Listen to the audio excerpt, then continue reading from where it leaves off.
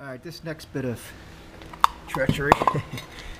Alright, that's the inside of the rotor. There's the inner bearing there. That seems alright. It's nice and tight. I don't know how, but it is. Now, this is a two-piece unit. This is the hub. This is the hub. This is the rotor. It separates right here. And how you do that, believe it or not, you just mash these studs down. You just got to get a nice hit on them. Try not. That's why there's hats on them, or whatever you want to call them, collars, and not threads all the way to the top for whacking them. They're rusted on there. They're probably going to be a pain in the ass, but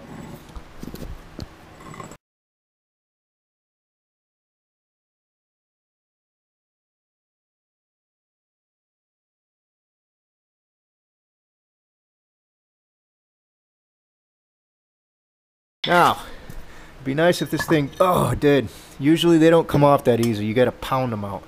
There's little indents right here. You could put in a cold chisel or something and pound them out. This is the hub. Save the hub. This is the rotor. Obviously spent, bad news. If you damage one of these, you can replace them, but these probably going to work just fine. You know, if you see the splines are all messed up, I would replace them, but they're going to go back into these holes once we do everything with the new rotor.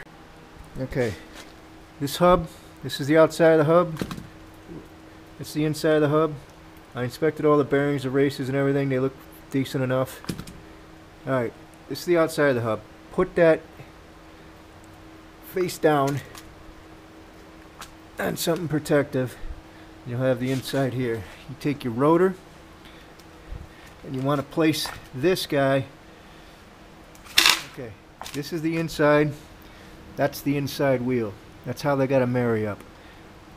Again, that's the outside side that sticks out through your hubcap. The hub, just face it down. Then this is the rotor. That's the outside of the rotor, inside of the rotor. Stick it just like that. You'll see the holes line up. It's got like a little taper on it. Just kind of have it seat in there. Then you feed all these guys back in through here. Just let them drop in. Because the way this is going to work, a little different.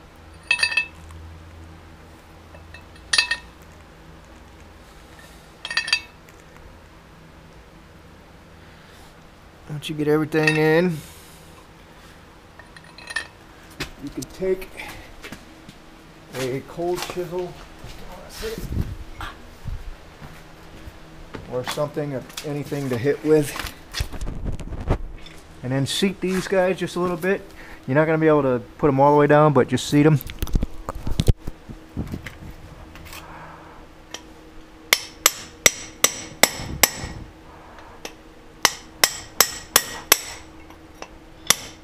Put these lug nuts on backwards so the concave's this way. So what we're going to do is, with an impact wrench, drive these down. It'll suck the hub back into the rotor, and it'll seat them splines into the new metal. Just make sure the lugs are upside down, because you'll ruin the cone part if you don't. Now, before you do this, make sure, see this gap here? Just kind of get it even to have it start setting. You don't want to, when you start sucking this in and you get it crooked, it won't seat right. So I just go around and just eyeball it.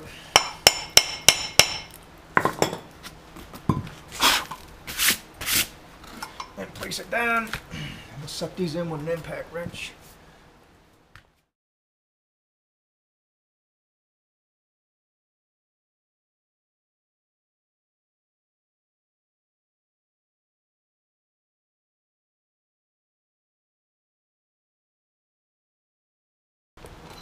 Once you're certain that they're all seated, you should see no air in here, or space rather, air. But if you tap on it, you'll hear it, whether it's seated or not. It's seated. Torque them down as much as you can, and take them all back off. It'll stay seated.